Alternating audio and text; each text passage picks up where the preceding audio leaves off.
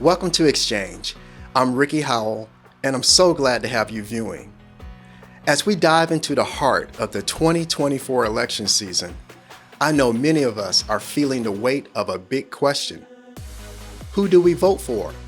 Vice President Kamala Harris or former President Donald Trump? Today, I want to talk about something crucial: character versus policy. What really matters when we choose our leaders? Now, before we go any further, I want to make one thing clear. I'm an independent voter. I've voted both Republican and Democrat in the past. And honestly, if I could create my ideal party, it would be a blend of policies from each side. I know that policies are important. They shape the country we live in. But for me, I tend to focus more on the character and ethics of the candidates. Why? Because the character of a leader influences how they govern. It's about who they are, not just what they'll say they'll do. But here's the problem. We don't truly know the characters of the individuals running. We only see what the media shows us. And let's be real, media narratives can be skewed. It's tough to vote based on character or policy alone, especially when we're facing the bigger issue of human nature: sin. As Christians, we know that no government can fix the fundamental problem of sin. The real solution is a personal, devoted relationship with Jesus Christ. Now, let me say this up front. The goal of this video is not to tell you who to vote for. Voting for Harris or Trump isn't a salvation issue. We all need to make our own decisions based on the policies and values that impact our lives the most. But I do want to start a conversation about character versus policy. What should weigh more when we make our choices? Character sometimes feels like the elephant in the room. It's the thing that people avoid discussing. I am not going to deal with the character of either candidate. I recently watched a video by Alan Parr. He decided to focus on policies rather than character. I totally respect that. He brought some great points forward. If you haven't already, I recommend watching his video, Should Christians Vote Democrat or Republican? But I believe character matters, and it should be part of the conversation. We don't just vote for policies. We vote for people who will implement those policies. And if those people lack integrity, honesty, or empathy, how well will those policies really work? Here's a scenario to consider. Imagine you're a business owner looking to hire a manager to run your daily operations. You receive a candidate's resume, along with their references and background check.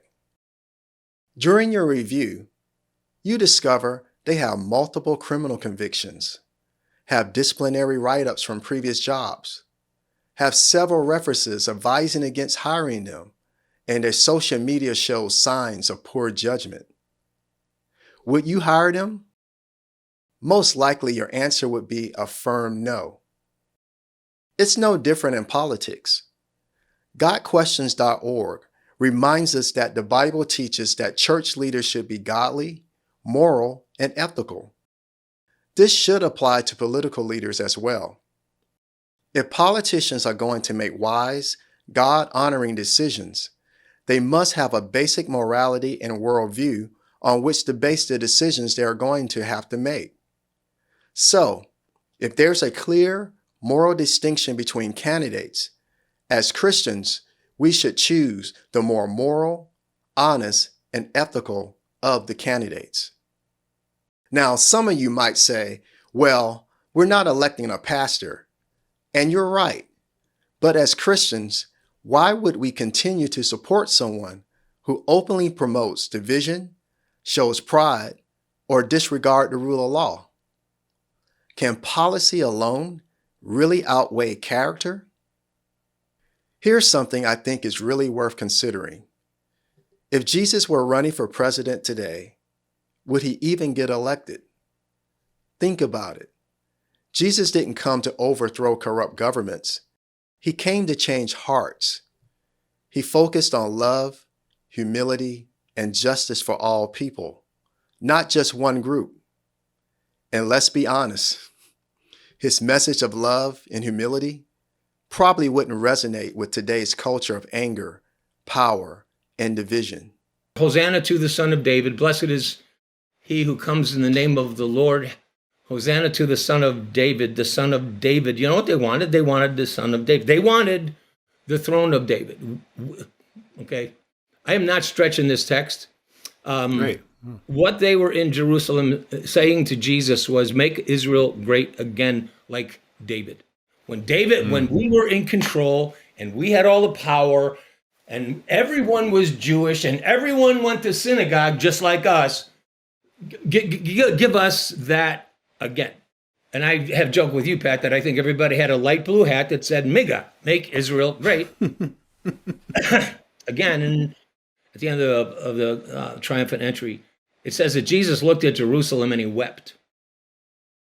So everybody's going, you're the man, you're the man. And Jesus wasn't going, yeah, I am. Hey, yeah, this is great. No, he was going, oh, they don't get it. They don't get it. But even now, your eyes are blind to the things that make for peace. Because you think the way peace is going to come and the way you're going to be safe is if somebody comes with a sword or a hammer, a really big one, and we think you're it. And then he's not. What they rejected was his way. Okay, contrast it to coming in, Hosanna, save us now, particularly from Rome, use a hammer to do it. He's not going to do it. He comes in on a donkey. He's not going to do it that way. We want Barabbas's way.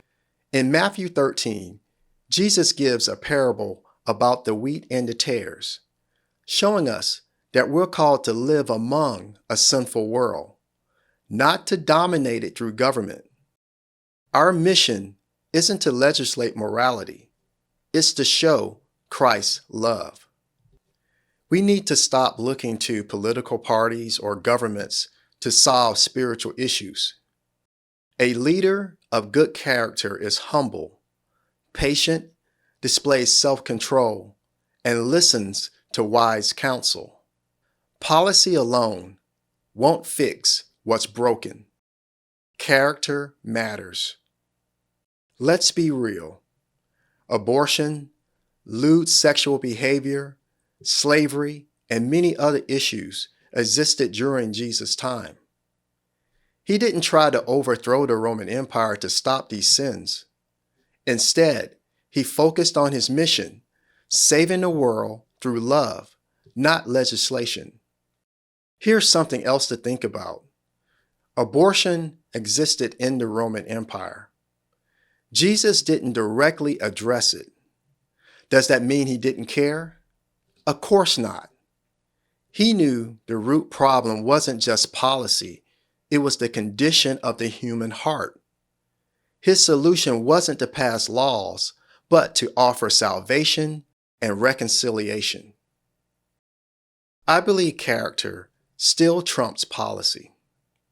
Saul lost his kingship in the Bible because of his poor character, not because of his lack of policy. We need leaders who demonstrate humility, who are accountable, and who don't seek power for personal gain. So, as we approach this election, let's remember that character shapes how leaders govern. A leader's heart and integrity will impact their decisions and the future of our country. I'm not here to tell you who to vote for, but I do challenge you to think deeply about what kind of leadership we need.